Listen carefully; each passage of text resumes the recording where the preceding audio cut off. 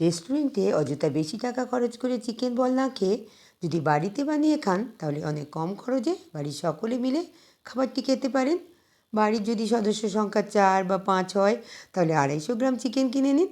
চিকেনগুলো শিল নোড়া দিয়ে ভালো করে থেতো করে কুটি কুটি করে নিন, তারপর একটা পাত্রে তুলে রাখুন।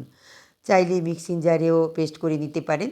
কড়াইতে পেঁয়াজ কুচোনো, আদা বাটা, রসুন বাটা, লঙ্কার গুঁড়ো, কাঁচা লঙ্কা বাটা আর লবণ দিয়ে থেতো করা চিকেন দিয়ে ভালো করে নেড়ে তার মধ্যে গ্রেট করা আলু, টমেটো সস, সোয়া সস আর একটু কর্নফ্লাওয়ার দিয়ে ভালো করে নেড়ে চেড়ে একটা মণ্ড বানিয়ে নিন আর একটা প্লেটে ঢেলে দিন ঠান্ডা হওয়ার জন্য। এবার অন্য একটা পাত্রে 2টো ডিম ভেঙে তাতে গোলমরিচের গুঁড়ো দিয়ে ফাটিয়ে রাখুন।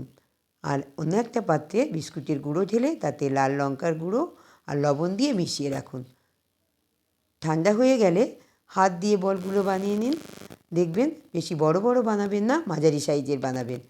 তারপর বলগুলো বানানো হয়ে গেলে শুকনো ময়দার মধ্যে মিশিয়ে ডিমের গোলায় চুবিয়ে আবার বিস্কুটের গুঁড়োর মধ্যে গড়িয়ে নিন। এইভাবে সমস্ত বল বানানো হয়ে গেলে ফ্রিজের মধ্যে রেখে দিন 20 মিনিট।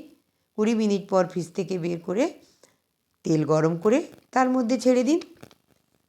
এইভাবে সমস্ত বলগুলো ভেজে তুলে নিন আর টমেটো সস বা কাসুন্দি দিয়ে পরিবেশন করুন।